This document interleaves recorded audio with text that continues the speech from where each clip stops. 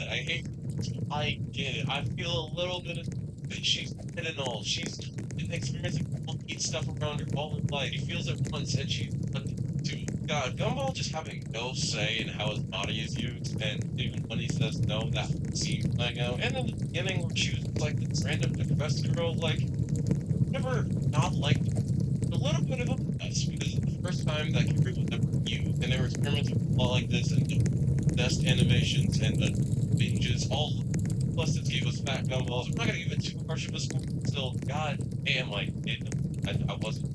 Episode 13, the mystery. One day I don't work here. I did hear that they're been extremely injured, and no one knows what actually happened. So someone needs to complain about had done this to principal. But everybody was saying it wasn't them, so the class needs to figure out who done it like a game of dang it. But stuff. Them put down everyone's perspectives and slowly put together the truth of what happened. Straight out of a detective end. I feel like more could have done topic like them going to actually investigate the scenes instead of just them talking in a room. They actually managed to just make this whole thing entertaining on its own. 14 the break. It really caught me by surprise. As in the beginning, I thought it was going to be terrible. I really didn't think it was going to be good. The ending was big. Gumball, Richard, and Dark. Ready. Please go a little bit hard after dodging too many of Richard's bobby. So he has to go Hail Mary with it when ultimate what I really like about this episode is that it does the misfortune problem right. I just like episodes like The Laziest and Ghost, someone that gets tortured and gets their life ruined just for no reason. The type of episode that they do later on better, but right now they're still in this episode when Richard originally gets he brings it up himself by trying to actually bring his kids in the way. Then after the boys take it too far, he actually ends up learning from his mistakes and getting his revenge. I love that. I feel like this one tells an actual wrestling story, unlike those others I didn't like. And also, this television is possibly one of my favorites in the entire show. That's it for tonight's news at 5. Here's Corbin with the weather. How could you? It's not what it looks like. Please don't leave me. No! Yes! And he actually the first time. What?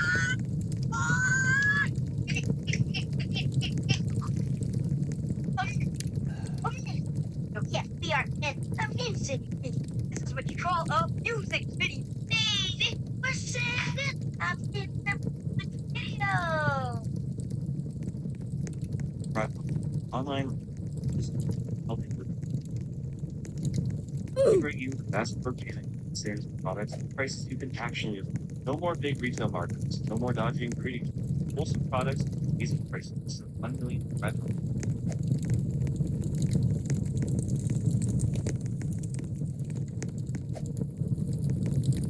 So you left Mr. Fuzzy on the plane? Oh, on. Okay, hold on.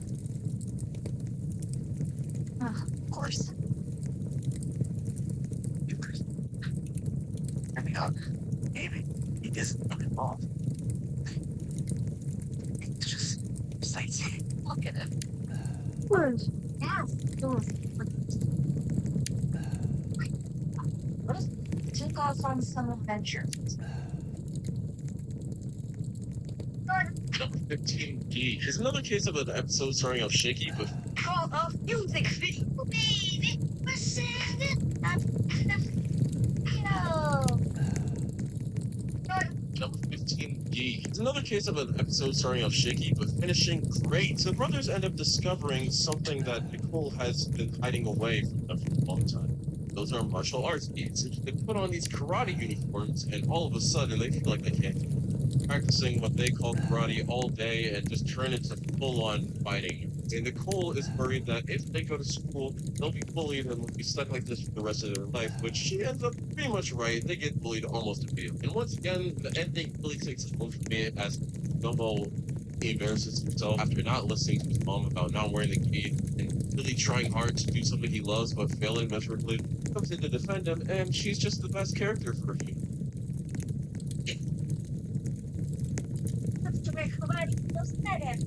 She's brave enough to be himself. 1, 2, 3, 4. Maybe even 5 with 1 or 2. But maybe even 3. I play special. Though, when you really start criticizing the plot, because Gumball is one of those ridiculous absurd shows, and it makes sense that not all of their episode plots make that much sense or align with reality. When it comes to logic in this episode, they're both worried about the boys being degenerate man children because they like peace. But aren't they both like 12 years old at this point? Shouldn't they just be able to enjoy their hobby while they're still young? Why would you really assume they would grow into the disgusting degenerate? At the end, though, I think Nicole realizes their mistakes and gives Richard back one of his childhood gifts that turned him into what Nicole's really. I think this one's my number 16 kiss introduced Mary. And you go over to stand. I think especially in these earlier episodes, she wants down so actually tries to forget about Brandon. It's disgusting trying to push it memory all of a sudden